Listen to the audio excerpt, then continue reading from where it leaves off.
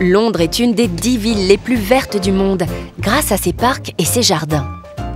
Holland Park est l'un des plus beaux et des plus intéressants par sa flore et par les découvertes que l'on y fait.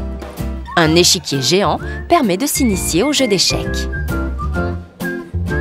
Tenez, madame, j'ai pris votre cheval avec ma tour.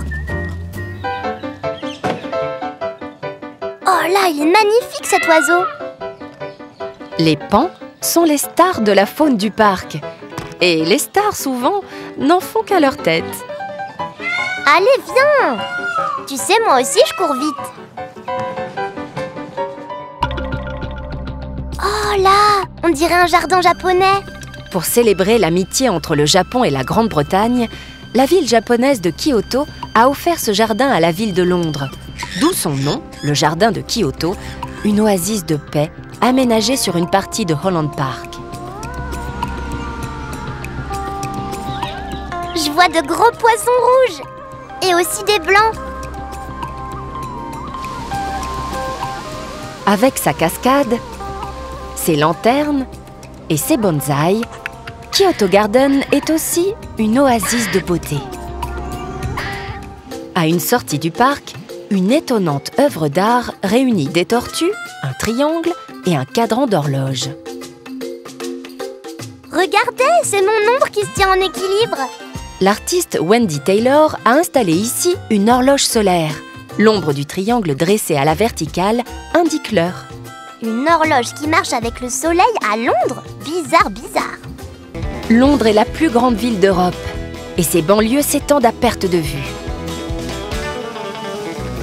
Le long de la Tamise, à 40 minutes à peine du centre de la ville, Richmond Park est le plus vaste des 8 parcs royaux londoniens. À 2 pas d'un faubourg résidentiel, on y pratique le sport et les activités de plein air comme à la campagne. Depuis sa création en 1625 par le roi Charles Ier, Richmond Park est aussi une réserve de cerfs et de biches habitués à la présence de l'homme.